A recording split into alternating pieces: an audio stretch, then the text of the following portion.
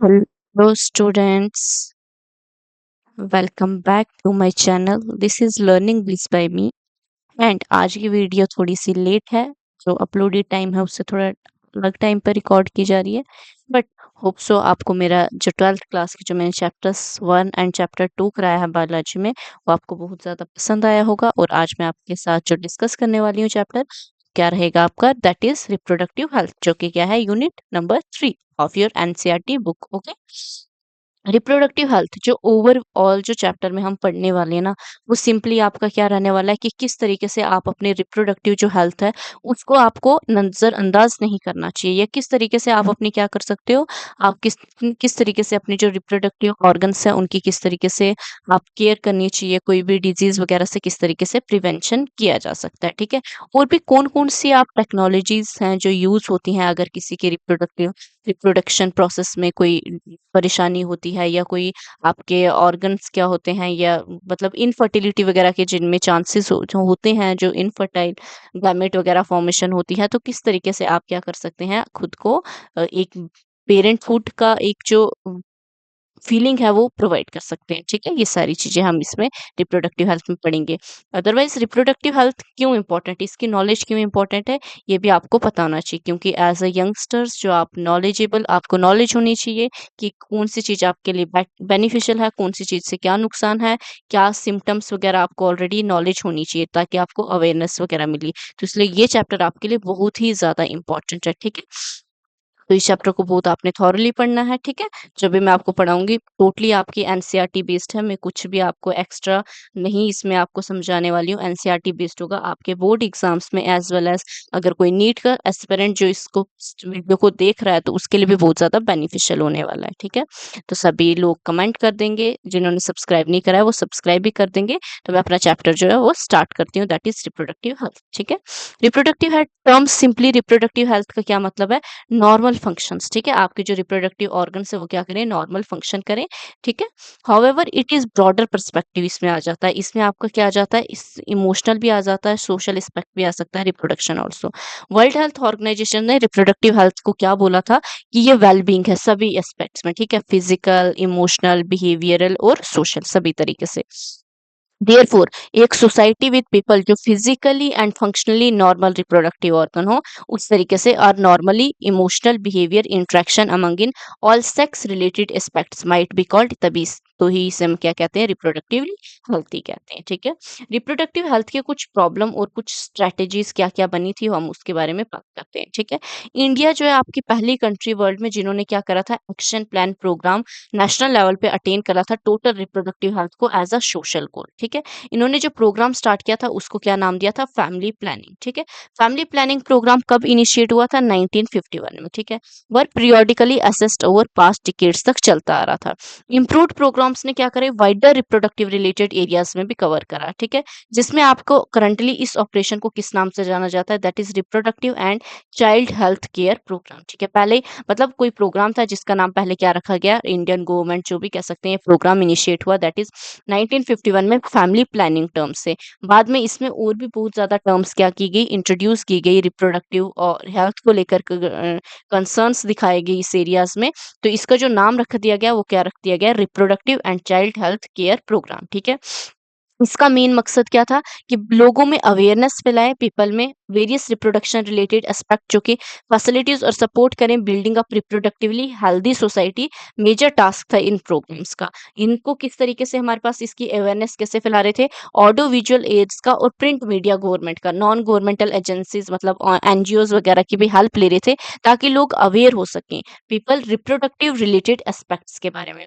Parents, other close relatives, teachers, friends सभी major role play कर रहे थे इस इंफॉर्मेशन को स्प्रेड करने में। ठीक है, इंट्रोडक्शन जो सेक्स एजुकेशन है ना, ये भी इसके चलते स्कूल में इंट्रोड्यूस कराई गई ताकि क्या मिले, also encourage to provide right information youngsters को, वो discourage so as to discourage children from believing जो भी मिथ्स हैं, मिसकंसेप्शन है, सेक्स रिलेटेड एस्पेक्ट्स जो है उन सबको हमारे पास क्या किया जाए, डिस्करेज, इन सबको बढ़ोतरा ना देकर एक स्टूडेंट को जो है, उस यंगस्टर जो भी ग्रोइंग एज में है उसको क्या है, सही चीज की नॉलेज हो। ठीक है, ये भी इसलिए सेक्स एजुकेशन भी स्कूल्स में इंट्रोड्यूस कराई गई। तो आजकल आप देखते हो कि एडोलसेंस जैसा टॉपिक, सेक्स एजुकेशन जैसा टॉपिक, ये नॉर्मल है स्टूडेंट्स को फ्रॉम द स्टैंडर्ड, मतलब बता दिया जाता है, 8th 9th की टेक्स्ट बुक्स में इंक्लूड कर दिया गया है। रिप्रोडक्टिव हेल्थ को लेकर एडोलसेंस चैप्टर वगैरह ये सब इंट्रोड्यूस कर दिए गए हैं, ठीक है।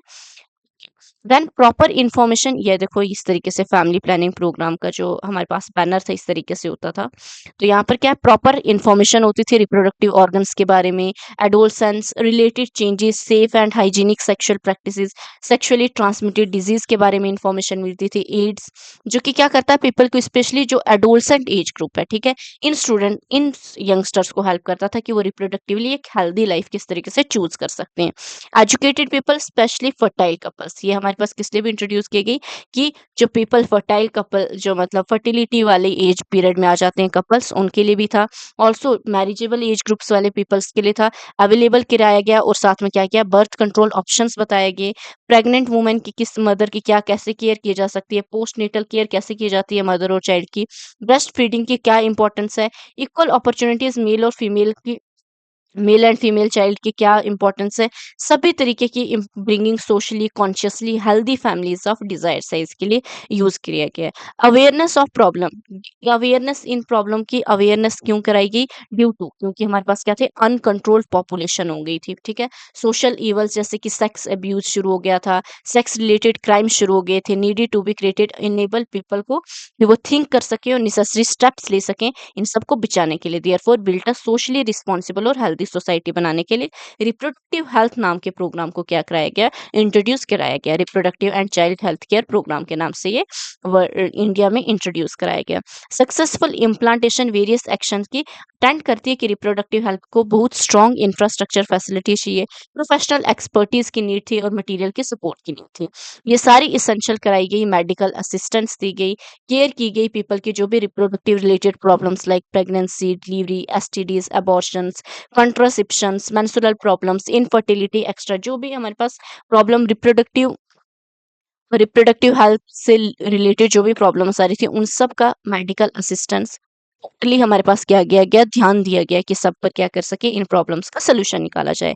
इम्प्लांटेशन बेटर टेक्निक, मतलब बेटर टेक्निक लो इम्प्लांट करने के लिए new strategies time to time required होती गई, मोर एफिशिएंट केयर और असिस्टेंस पीपल को प्रोवाइड होती गई, ठीक है। सबसे ज्यादा उन्होंने क्या करा, जो बैन लगाया वो था अमीनोसेंटेसिस। अमीनोसेंटेसिस क्या है, देखो अमीनोसेंटेसिस क्या होता है, आपको मैंने थर्ड चैप्टर में पढ़ाया ह्यूमन रिप्रोडक्शन में कि अमाइनो, जो हमारे पास एमनियन होता है, एमनियन सैक, उसमें हमारे पास क्या होता है, बेबी जो एम्ब्रियो होता है वो क्या करता है, ग्रो करता है।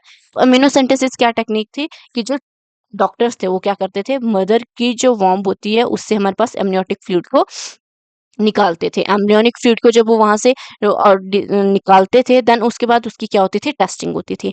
एम्नियोसेंटेसिस का जो मेन रोल था ना, वो किसके लिए इंट्रोड्यूस कराया गया था, मतलब जो फर्स्टली इंट्रोड्यूस हुआ था वो हुआ था कि किसी भी बच्चे को कोई भी जेनेटिक बीमारी ना हो, वो ऑलरेडी चेक किया जा सके, मतलब जो अगर जिस ग्रोइंग पीरियड में तभी चेक किया जा सके कि बच्चे को कोई प्रॉब्लम तो नहीं है, diabetes, haemophilia, sickle cell anaemia, Down syndrome वाली कोई भी जेनेटिक डिसऑर्डर तो नहीं है बच्चे को। लेकिन इसका गलत इस्तेमाल किया गया, लोग क्या करने लगे, लोग इसको यूज करने लगे दैट इज सेक्स डिटर्मिनेशन के लिए, कि हमारे पास जो ग्रोइंग फिटस है वो मेल है या फीमेल है। इसके चक्कर में हमारे पास क्या हुआ, बहुत सारे जो हमारे पास क्या होते थे डॉक्टर्स, वो तो टेस्ट करते थे क्योंकि पहले ये नॉर्मल था, इस पर कोई बैन वगैरह नहीं लगाया गया था, टेस्ट होता था, टेस्ट होने के बाद हमारे पास क्या होता था, हमारे पास बहुत सारे ऐसे पेरेंट्स थे, या ऐसे हमारे पास कह सकते हैं जो भी पेरेंट्स कह सकते हैं, या जो भी इन-लॉज़ वगैरह कह सकते हैं, फैमिली मेंबर्स कह सकते हैं, उन्होंने क्या करा, हमारे पास जो भी फीमेल फीटिसाइड का जैसे पता लगता था वो क्या कर देते थे, अबॉर्शंस करवा देते थे उस फीमेल का, ठीक है। ये सेक्स डिटर्मिनेशन के लिए यूज़ होने लगा। बट जिस इस वजह से हमारे पास क्या गया, इसको बैन लगाया गया फॉर सेक्स डिटर्मिनेशन के लिए। अमीनोसेंटेसिस अब भी होता है लेकिन सेक्स डिटर्मिनेशन के लिए बैन लगाया गया है। इंक्रीजिंग मेनिसिस, फीमेल फिटिसाइड के हमारे पास क्या हो गए, बहुत केसेस बढ़ गए थे इस वजह से। चाइल्ड इम्यूनाइजेशन बहुत ज्यादा रिस्क में आने गई। Such program merit mention in this connection. Amniocentesis में हमारे पास क्या करते थे, कुछ एमनियोटिक फ्लूइड को डेवलपिंग फीटस से लेते थे, एनालाइज करते थे उनके फीटल सेल को और डिजॉल्व सबस्टांसेस जो भी इसमें थे।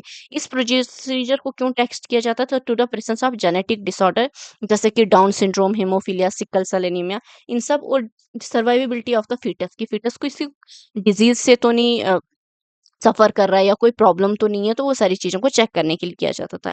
इन प्रोग्राम्स में और ज़्यादा रिसर्च की गई, इनकरेजमेंट मिली, सपोर्ट मिला गवर्नमेंट और नॉन गवर्नमेंटल एजेंसी से, न्यू मेथड्स निकाले गए और हमारे पास एक्जिस्टिंग वन जो भी प्रॉब्लम थी उनको इम्प्रूव किया गया। Better awareness about sex related matter increase होती गई, number of medical assistant deliveries, ठीक है? इस साइड पे भी बहुत ज़्यादा ध्यान दिया गया। बेटर पोस्टनेटल केयर कि बच्चे की किस तरीके से केयर की सके, जिसकी वजह से मैटरनल और इन्फेंट के मोर्टेलिटी रेट्स भी हमारे पास क्या हो गए, कम हो गए। पहले हमारे पास इतना ज़्यादा देखभाल नहीं होती थी, ना ही मदर की होती थी, ना ही हमारे पास बेबी की होती थी आफ्टर डिलीवरी। तो उससे हमारे पास क्या होता था, बहुत ज़्यादा चांसेस होते थे कि जो हमारे पास जो भी बेबी है उसकी डेथ हो जाती थी, इवन मदर्स की भी हो जाती थी। ड्यू टू हमारे पास क्या होता था, मतलब हमारे पास कोई भी प्लानिंग, कोई भी हमारे पास क्या नहीं थी, स्ट्रैटेजी, टेक्नीक नहीं थी, जिससे हम उनकी देखभाल रख सकें या उनको चेक किया जा सके। तो यहाँ पर इन सब चीज़ों पे ध्यान दिया गया है। Increase number of couples with small families, इससे हमारे पास क्या हो गया, पहले हमारे पास क्या था, पहले क्योंकि पॉपुलेशन का कोई प्रॉब्लम नहीं थी, बट सडनली हमारे पास पॉपुलेशन का इतना ज़्यादा अनकंट्रोल्ड रीज़न से पॉपुलेशन बढ़ने की वजह से हमारे पास क्या हो गया था, बहुत ज़्यादा डिसेबिलिटी हो सकती थी। हमारे पास इसको भी चेक किया गया कि उसके बाद हमारे पास जब से फैमिली प्लानिंग प्रोग्राम इंट्रोड्यूस कराया गया, तो कपल्स विद स्मॉल फैमिलीज़ के साइड जाने लगे, बेटर डिटेक्शन और क्योर करने लगे एसटीडी जैसे प्रॉब्लम्स का। Overall medical facility sex related problems के लिए बढ़ने की। All indicate reproductive health care society में हमारे पास क्या कर रहा है, इंक्रीज़ कर रहा है। इसके हमारे पास क्या कर रहा था, इसकी साइड इंडिकेशन दे रहा था। Okay, then moving on to next topic. Next topic आपका क्या है, population stabilization and birth control, ठीक है? इस टॉपिक को आपने बहुत अच्छे से समझना है। पहले जो आपका पूरा है that is all your introduction, ठीक है? कि फैमिली प्लानिंग क्या है, किस वजह से रिप्रोडक्टिव हेल्थ हमारे पास, रिप्रोडक्टिव हेल्थ रिलेटेड टॉपिक्स लगाए गए, क्यों सेक्स एजुकेशन इंपॉर्टेंट कर दी गई, क्या रीजन है, डोलसेंस वगैरह टाइप के टॉपिक्स हमारे पास इंट्रोड्यूस कराए गए, लोगों को क्या क्यों अवेयर कराया गया, ये सारी चीज़ों के बारे में था। अब आपका क्या आ जाएगा, that is population stabilization and birth control. देखो, last century all round development हुई, फील्ड सिग्निफिकेंटली इंप्रूव हो गई quality of life. However increased health facilities, better living condition और एक्सप्लोसिव इम्पैक्ट हुआ ग्रोथ ऑफ पॉपुलेशन पर। World population around 2 billion, 2000 million हो गई थी 1900 में, रॉकेटेड टू 6 बिलियन 2000 में पहुंच गई, ठीक है? 10 ईयर्स के गैप में 7.2 बिलियन कब पहुंच गई, 2011 में। सिमिलर ट्रेंड ऑब्जर्व हो रहा है इंडिया में भी टू। तो आवर पॉपुलेशन जो है अप्रोक्सीमेटली 350 मिलियन थी at the time of our independence, जो कि क्या कर गई, 2000 के टाइम पर बिलियन क्रॉस कर गई, then 1.2 billion in May 2011। Rapid decline in the death rate में डिक्लाइन होने लगा, मैटरनल मोर्टिलिटी रेट कम होने लगा, इन्फेंट मोर्टिलिटी रेट कम होने लगा, इंक्रीज हो गया number of people of reproducible age are probably reason for this. इसका रीजन क्या था कि जो हमारे पास रिप्रोडक्टिव एज वाले एज ग्रुप के जो यंगस्टर्स थे, उनकी उनका जो हमारे पास नंबर था वो बहुत ज़्यादा बढ़ चुका था। तो थ्रू हमारे पास रिप्रोडक्टिव हेल्थ केयर जो प्रोग्राम था, उसके थ्रू हमारे पास क्या किया गया, पॉपुलेशन ग्रोथ रेट को थोड़ा-सा, it was only marginal, bring down the population growth rate, it was only marginal. According to 2011 census, population हमारे पास ग्रोथ रेट क्या था, लेस देन 2% था। At rate at which population could increasingly rapidly बढ़ ही रही थी। ये अलार्मिंग ग्रोथ रेट था जो कि हमारे पास एब्सोल्यूट स्कार्सिटी ला सकता था, even basic requirement like food, shelter and clothing. क्योंकि देखो, पॉपुलेशन बढ़ना ठीक है, पॉपुलेशन बढ़ रही है, बट ना ही कोई हमारे पास लैंड का सोर्स बढ़ रहा है, ना ही कोई और सोर्स बढ़ रहा है। तो जो बेसिक रिक्वायरमेंट्स है एक ह्यूमन के सर्वाइवल के लिए, उनका भी हमारे पास फुलफिल होना पाना क्या हो रहा था, बहुत ज़्यादा मुश्किल हो सकता था आने वाले टाइम पे। तो made in those areas, therefore government ने फोर्स किया हमारे पास to take a serious major action लिया जाए पॉपुलेशन ग्रोथ रेट का। मोस्ट इंपॉर्टेंट जो उन्होंने ओवरकम किया प्रॉब्लम को, मोटिवेट करा कि स्मॉलर फैमिलीज़ होंगी, जितनी छोटी फैमिली होगी उतना हमारे पास क्या होगा, उनकी डेवलपमेंट पे ज़्यादा ध्यान दिया जाएगा, उनकी ग्रोथ पे ज़्यादा ध्यान दिया जाएगा। तो कुछ कॉन्ट्रासेप्टिव मेथड्स को क्या किया गया, इंट्रोड्यूस कराया गया। आपने एडवर्टाइजमेंट, मीडिया वगैरह या पोस्टर वगैरह में बहुत सुना होगा, जहाँ पे लिखा होगा शोइंग अ कपल, हमारे पास दिखाया जाता था, 2 चिल्ड्रन होते थे उसके, और स्लोगन होता था हम दो हमारे दो, कि हम दो और हमारे 2 बच्चे, बस इतना ही, ठीक है? मैनी कपल्स ने, मोस्टली यंग अर्बन वर्किंग या इवन अडॉप्टेड, इन्होंने वन चाइल्ड डॉम, बहुत सारे ऐसे भी थे जिन्होंने क्या करा कि भई एक ही बच्चा काफ़ी है, एक बच्चा, उसी तरीके से इंट्रोड्यूस कर दिया। स्टैट्यूटरी राइजिंग, इन्होंने क्या करा, मैरिजेबल एज को भी बढ़ा दिया। पहले मैरिज का कोई एज नहीं थी कि भाई किस टाइम पे मैरिज की जा सकती है, लेकिन उन्होंने मैरिज का एज बढ़ाया। इसका एक रीज़न था क्योंकि हमारे पास बहुत छोटी उम्र में शादी हो जाती थी, तो हमारे पास क्या होता था, जो मतलब समझ नहीं होती थी, एक इंसान को अपनी नॉलेज नहीं होती थी कि किस तरीके से काम होता है या कुछ भी, तो वो चीज़ों के लिए इन्होंने मैरिजेबल एज भी बढ़ा दी। फीमेल का 18 ईयर्स कर दिया ताकि वो एक मैच्योर हो सके, अपने डिसीजन ले सके। मेल्स कितने कर दिए, 21 ईयर्स कर दिए। इंसेंटिव कपल्स, स्मॉलर फैमिलीज़ के लिए उन्हें बोला गया कि 2 और mother checks tackle this problem के लिए, 2 ऑफ द अदर मेजर्स लिए गए इस प्रॉब्लम को सुलझाने के लिए। हमारे पास डिस्क्राइब किए गए कुछ कॉमन कंट्रासेप्टिव मेथड जो कि प्रिवेंट कर सकते हैं अनवांटेड प्रेगनेंसी, जो प्रेगनेंसीज नहीं चाहिए तो उनको हमारे पास रोका जा सकता है। ओ कंट्रासेप्टिव हमारे पास कैसे होने चाहिए, जो कि यूजर फ्रेंडली हो, इजिली अवेलेबल हो, इफेक्टिव हो, रिवर्सिबल हो, विद नो साइड इफेक्ट्स, या तो बहुत कम साइड इफेक्ट हो। It also should be no where interfere, और इसका कोई इंटरफेरेंस नहीं होना चाहिए सेक्सुअल डिजायर के साथ, ड्राइव के साथ, ये सेक्सुअल एक्ट ऑफ यूजर के साथ, ठीक है। इसका कोई भी इफेक्ट नहीं पड़ना चाहिए इन कॉन्ट्रासेप्टिव मेथड को यूज करके, ठीक है। A wide range of contraceptive method presented today के वर्ल्ड में एंड कुड बी ग्रुप है हमारे पास फॉलोइंग कैटेगरीज में। कुछ क्या आ जाती है, नेचुरली ट्रेडिशनल मेथड्स आ जाते हैं, कुछ क्या आ जाता है, बैरियर मेथड आ सकते हैं, IUD that is intrauterine devices, oral contraceptives introduce कराए गए, इंजेक्टेबल कॉन्ट्रासेप्टिव्स भी यूज कराए गए, इम्प्लांट्स कराए गए, और सर्जिकल मेथड्स भी इंट्रोड्यूस कराए गए, ठीक है।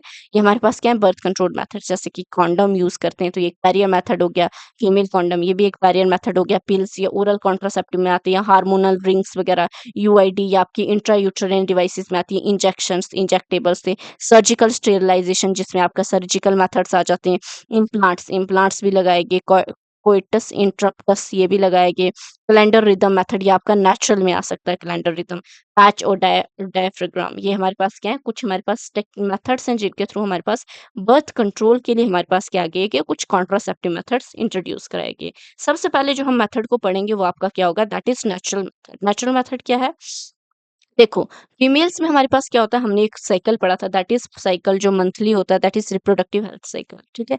Reproductive that is menstrual cycle, reproductive cycle that is menstrual cycle. इसमें हमारे पास क्या होता है, दैट इज 4 स्टेजेस होती हैं। 4 स्टेजेस क्या क्या होती हैं, फर्स्ट इज मेंस्ट्रुअल स्टेज होती है, देन आपकी फॉलिकुलर स्टेज होती है, देन आपकी क्या होती है, दैट इज ओव्यूलेशन होता है, देन उसके बाद आपका क्या होता है, ल्यूटियल स्टेज होता है। तो सबसे जो इंपॉर्टेंट है वो आपका कौन सा होता है, that is 14th day ovulation, जब ओवम का रिलीज होता है, ठीक है। ओवम का रिलीज जब 14th डे पर होता है, तो ज़रूरी नहीं है 14th डे पर, और लगा दो कि 14 डे से थोड़ा-सा पहले ले लो, कि आप यहाँ से क्या कर रहे हो, 12th डे से, 12th डे से और 14 से लेकर आप क्या ल कर रहे हो, तो अब जब ओवम रिलीज़ हुआ है, तो ओवम क्या करता है, इस्थमस जंक्शन इन्फेंड्यूबुलम इस्थमस एम्फिला जंक्शन पर हमारे पास क्या करता है, एम्फिला और इस्थमस जंक्शन पर वेट करता है कुछ डेज के लिए, लगा दो 24 आवर्स, 48 आवर्स या 72 आवर्स, मतलब वहाँ पे एग्जिस्ट करता है। अगर हमारे पास इस टाइम पीरियड में स्पर्म प्रेजेंट हो गया हमारे पास, तो हमारे पास क्या होती है, फर्टिलाइजेशन के चांसेस टोटली 100% हो ही जाते हैं, या 100% ना भी कहो तो मैक्सिमम चांसेस होते हैं कि फर्टिलाइजेशन हो जाए। देन हमारे पास क्या होता है, उसके बाद जो पीरियड आता है आफ्टर अगर 14 या 17 डेज, देन हमारे पास क्या होता है, कोई भी जो अगर इंटरकोर्स वगैरह हो भी गया, तो देन उसके बाद भी हमारे पास क्या होता है, फर्टिलिटी का चांस डिक्रीज हो जाता है। तो इसलिए ये मेथड इंट्रोड्यूस किया है। इसका ये जो नेचुरल मेथड है, इसका मेन कंसेप्ट क्या है हमारे पास, कि हमें क्या करना है, दैट इज जो बर्थ कंट्रोल की एक टेक्निक है, that is avoid chance of ovum and sperm meeting, कि आपको क्या करना है, स्पर्म और ओवम के चांस के मीट को डिक्रीज कर देना है।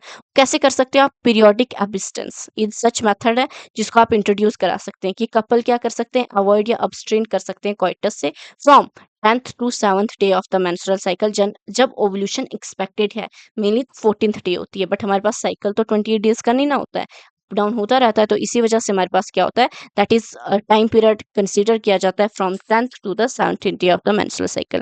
तो ये जो पूरा आपका साइकिल कंसीडर किया गया है, आपका जो मेंस्ट्रुअल इनफर्टाइल, मतलब ये स्टेज है जबकि हमारे पास इंटरकोर्स हो भी या तो हमारे पास क्या होता है, चांस नहीं होता है फर्टिलाइजेशन का, बट ये पीरियड मेनली आपका 10 टू 17 डेज ही होता है, जो कि क्या होता है, आपका फर्टाइल पीरियड कंसीडर किया जाता है। तो इसमें अगर नेचुरली आपको क्या करनी है, बर्थ कंट्रोल करना है, या किसी भी तरीके की प्रेगनेंसी को, अनवांटेड प्रेगनेंसी नहीं चाहते हो, तो आप क्या कर सकते हो, इस टाइम पे आप क्या कर सकते हो, जो इंटरकोर्स है वो अवॉइड कर सकते हो, ओके। देन उसके बाद क्या आ जा सकता है, as chance of fertilization high होते हैं इस पीरियड में, तो तभी इसे फर्टाइल पीरियड कहा जा सकता है। Therefore by abstaining from coitus during this period, conceptions could be prevented. Withdrawal, फिर सेकंड मेथड आपका क्या आ जाता है, विड्रॉल और कोइटस इंटररप्टस इज एक अनदर मेथड है जिसमें मेल पार्टनर क्या कर देता है, विड्रॉ कर देता है penis from the vagina just before ejaculation, ताकि to avoid insemination. Insemination avoid हो सकती है, मतलब स्पर्म जो है फीमेल बॉडी पे एंटर ही ना करे। लैक्टेशनल एमनोरिया, ये भी आपका क्या है, एक नेचुरल मेथड है। इसमें हमारे पास क्या होती है कि मेंस्ट्रुएशन एब्सेंस होती है। देखो जब फीमेल्स क्या करती हैं, बर्थ देती हैं टू देयर बेबीज, उसके बाद हमारे पास क्या होता है, उनकी बॉडी में एस्ट्रोजन का लेवल बहुत ही ज्यादा होता है। लैक्टेटिंग मदर्स होती हैं वो, तो उनमें एस्ट्रोजन का लेवल ज्यादा होने की वजह से क्या होता है, कुछ टाइम पर हमारे पास जो है मेंस्ट्रुअल साइकिल, कुछ टाइम लगा दो 5-6 मंथ्स हमारे पास मेंस्ट्रुअल साइकिल नहीं आता है, तो उस टाइम पे भी हमारे पास क्या होते हैं, बहुत कम चांसेस होते हैं कि फर्टिलाइजेशन हो सके।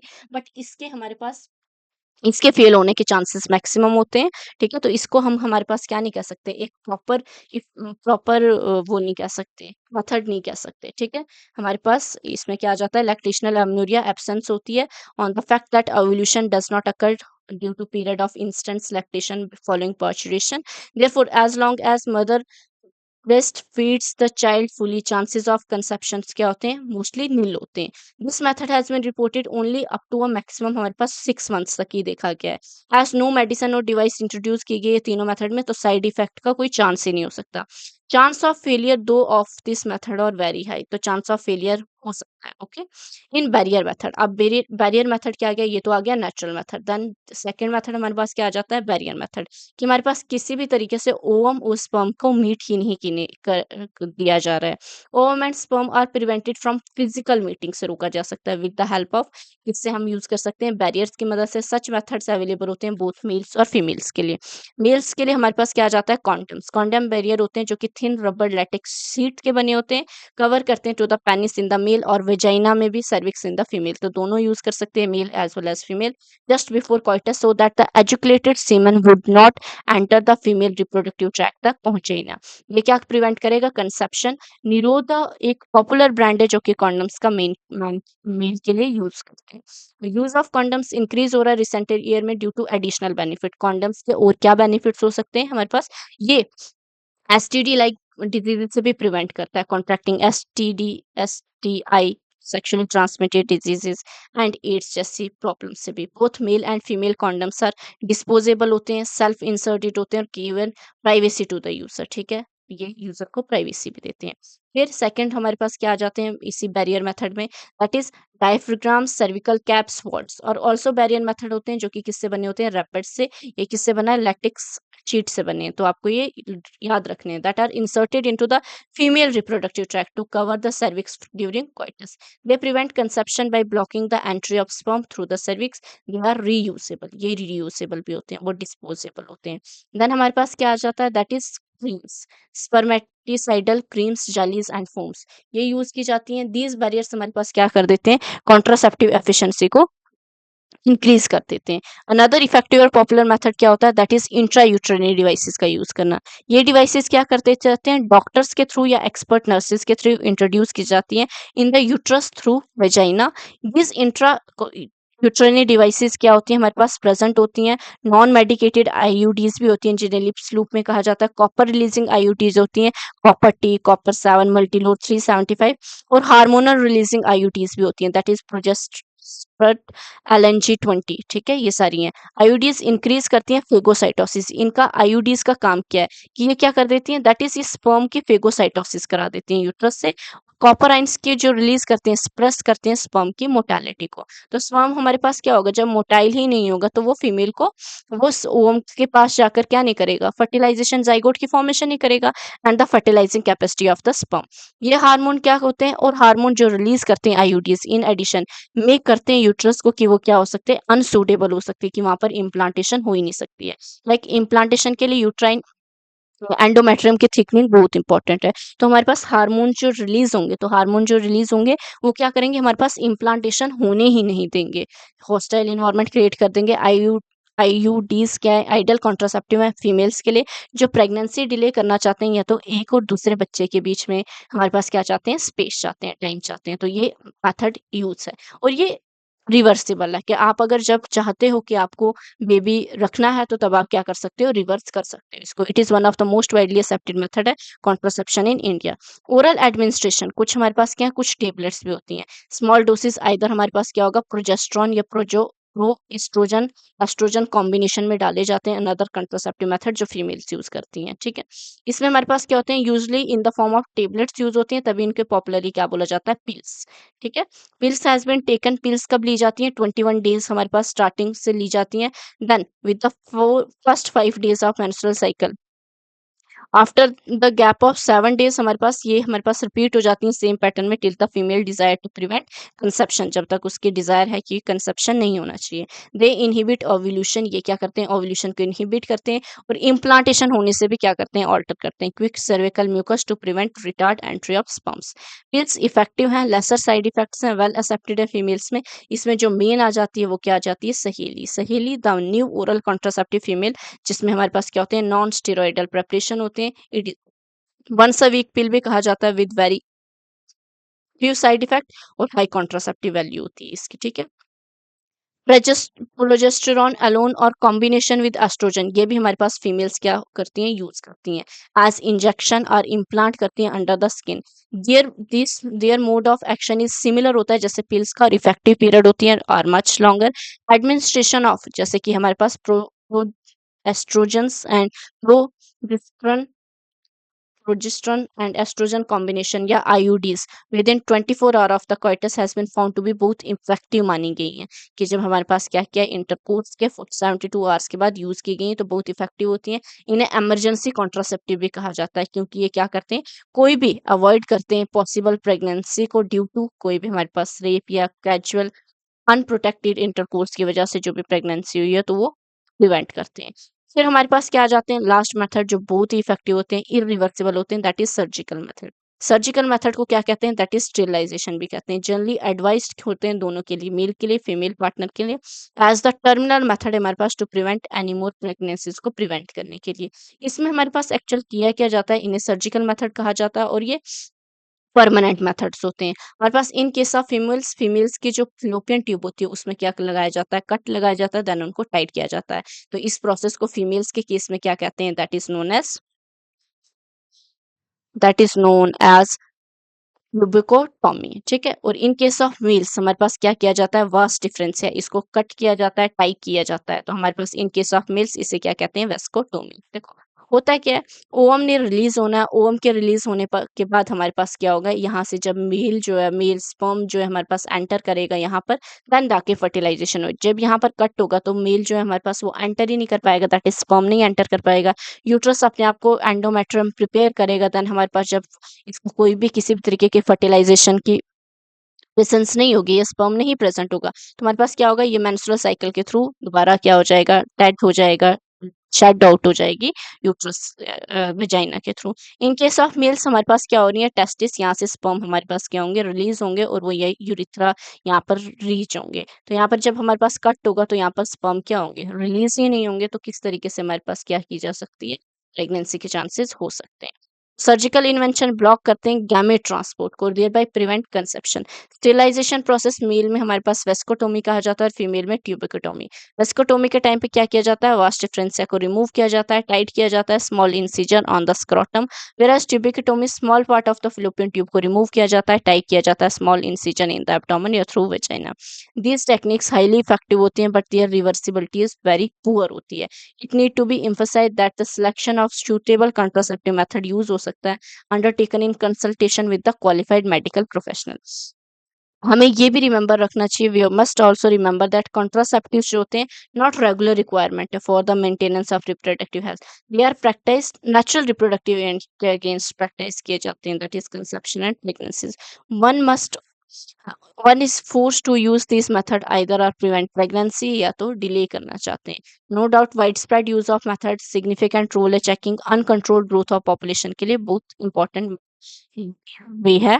However possible ill effects like इसके क्या हो सकते हैं, nausea, abdomen pain, breakthrough bleeding, irregular menstrual bleeding, even breast cancer भी हो सकता है। वो नॉट वेरी सिग्निफिकेंट नहीं है, should not be totally ignore, इन चीजों को भी इग्नोर नहीं किया जा सकता। ओके, तो ये हमारे पास क्या था आज के टॉपिक में, आज हमने जो पढ़ा that is that is barrier method. किस तरीके से हमारे पास बर्थ कंट्रोल के हमारे पास हमने क्या पढ़े, टेक्निक्स पढ़ी कि किस तरीके से बर्थ को कंट्रोल किया जा सकता है। ओके, और साथ में हमने क्या पढ़ा, दैट इज क्यों नीड है कि बर्थ कंट्रोल होना चाहिए। ओके, देन ये इंट्रोडक्शन पढ़ी कि हमारे पास क्यों रिप्रोडक्टिव हेल्थ पर इतनी बात की जा रही है। ओके, तो विद दिस मैं अपना लेक्चर यहीं पर ऐड करती हूँ।